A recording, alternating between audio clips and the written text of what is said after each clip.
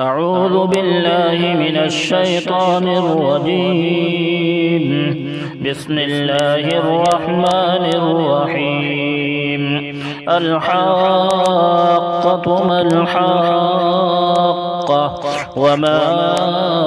أدراك ما الحاقة كذبت ثمود وعاد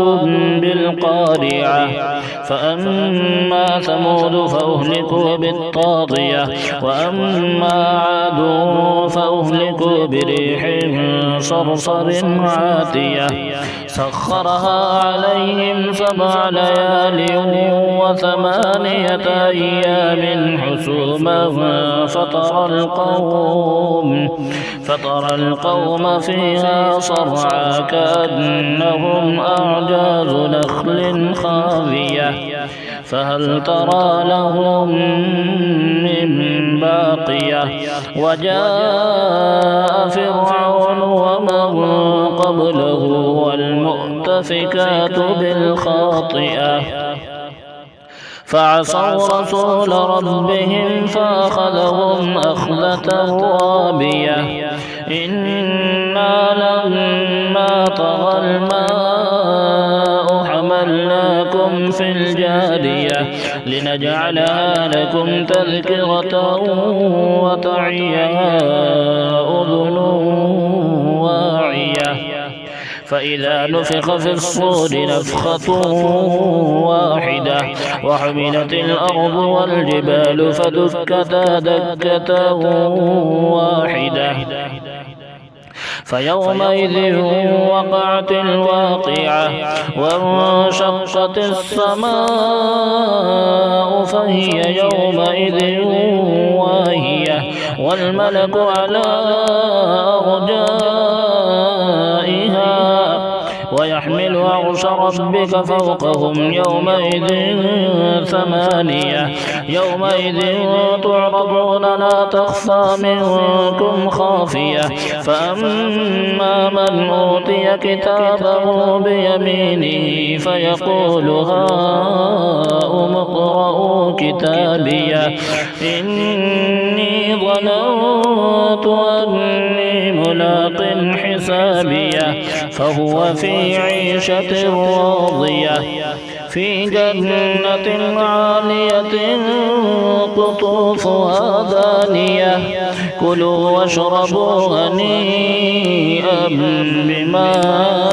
أسلفتم في الأيام الخالية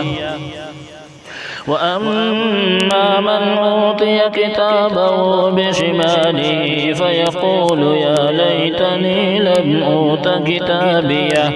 ولم أدر ما حسابيه يا ليتها كانت القاضية ما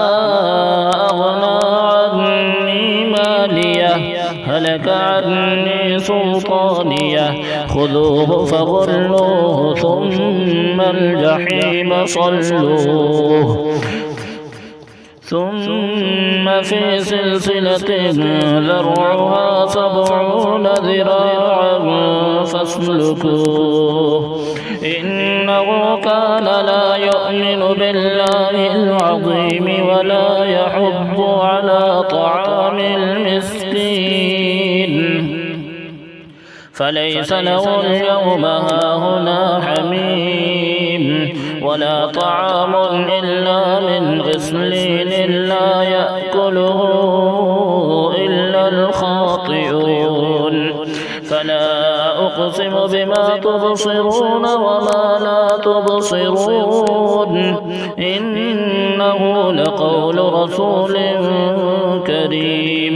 وما هو بقول شاعر قليلا ما تؤمنون ولا بقول كاهن قليلا ما تذكرون تنزيل من رب العالمين ولو تقول علينا بعض الأقاويل لأخذنا منه باليمين ثم لقطعنا منه الوتين